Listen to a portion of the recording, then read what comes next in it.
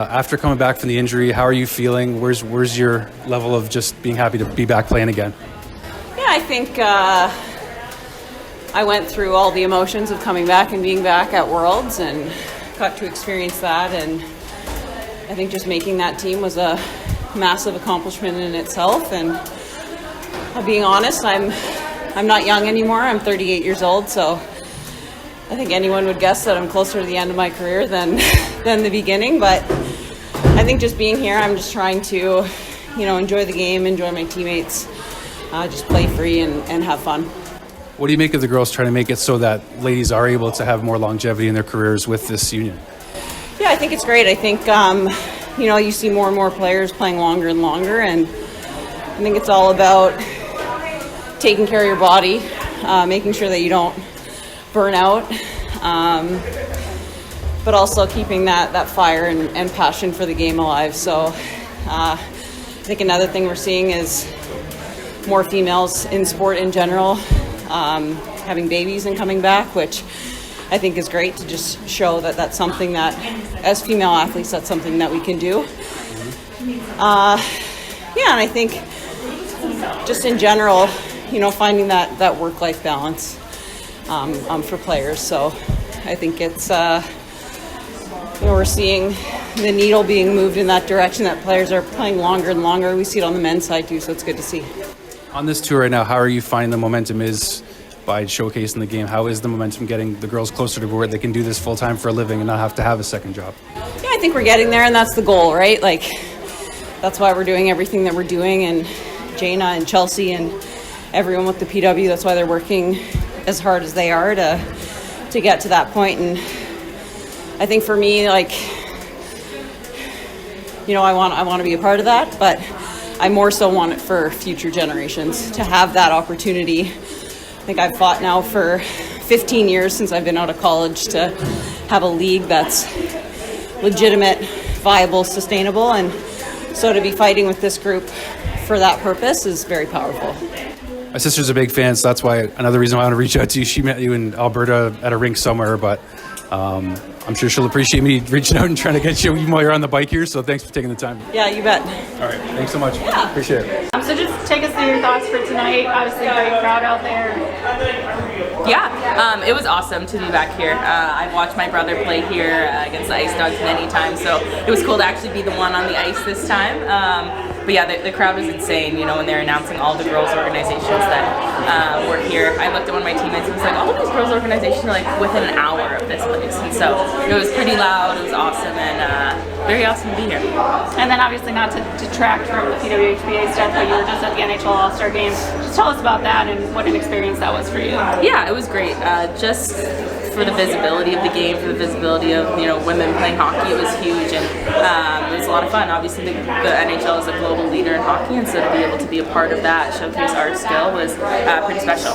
And what do you think about the format for the PWHPA this year and how things are kind of going this year? Yeah, it's a lot of fun. Every game is super competitive, and us being able to mix teams has been pretty cool. Getting to play with Amanda Kessel, I've never ever played with her before, and she's somebody who I didn't appreciate as much as I probably should have, because she's so good, she's so smart, and so it's fun playing with her and not against her this time. Can you just talk about just how important that a tournament like this is for women's hockey and growing the game all over North America? Can you just talk about you being a part of that, being an impact on young women, and seeing so many young women in the crowd tonight, and hockey players that look up to you women and they want to strive to be you guys? Can you just talk about the impact of that and just your thoughts on the overall kind of just the tournament as a whole? Yeah, I think for the PWHPA, we just want to give young girls the ability to dream and a goal to achieve. I know that when I was growing up, I really never saw women play hockey. For the first 7 years of my life, I thought I was the only girl who played hockey. And so being able to showcase our talent all across North America, coming to smaller markets like Niagara, is huge, right? Because you get so many people who may not get to Toronto or may not get to Montreal to be able to see a game. And so we just want to inspire the next gen and show them that they can be professional hockey players one day. just how important and how proud were you that you're on the cover of EA Sports NHL 23, and have you seen an impact from that kind of in a positive manner towards women's hockey, and putting a spotlight on not just the men's game but the women's game as well, and being on the cover of a video game that's a worldwide game? Just talk about the impact that you've seen through that. Yeah, I mean, with EA, it was really important for me that it was an authentic integration of women, and they made it very clear from the get-go that they not only wanted me on the cover with Trevor on the exact same plane as two professional hockey players, but that women were going to be in the game authentically, and that was very important. And so obviously there's such a huge impact on the young girls, and you don't have to tell this next generation of girls that they can be hockey players. Like, they know. And so it's really about the young men and the boys who I've seen a huge change in. Like, I'll walk into an arena and little boys are recognizing me, being like, you were the one on the cover. And so my hope for that is they look to the little girl who plays hockey and it's like, oh, you can actually be a professional hockey player too, because that never happened for me.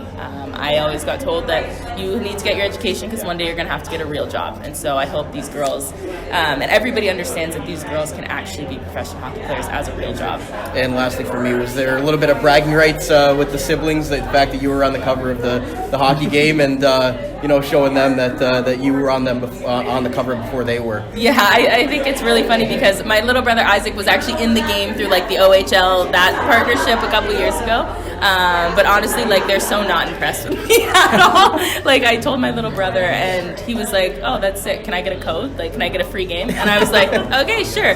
So they're my biggest support system. But they're the ones that definitely humbled me. And so I'm very grateful for them.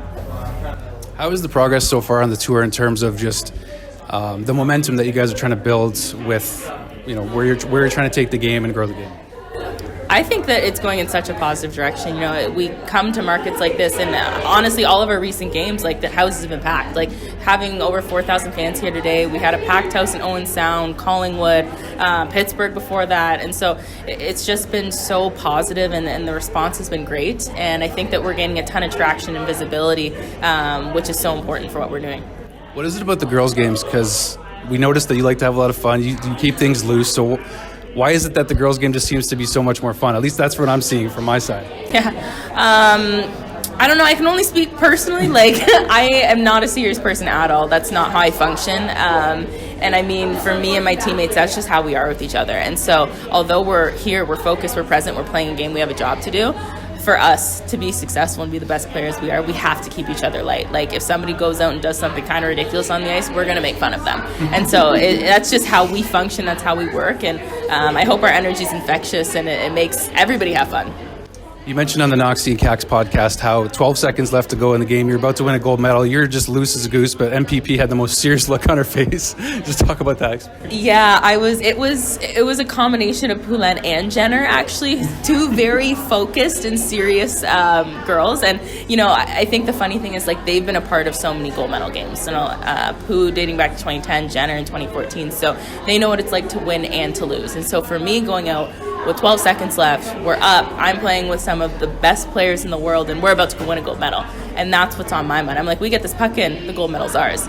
I don't know what was going through their heads, but I was just out there to have fun. Like, we're at an Olympic final. Like, that's something that we've always dreamed of. And so I think that's the great thing about our team, because they were so supportive. And afterwards, they were like, it's okay, Nursey. Like, we were fine. But it was a pretty cool moment.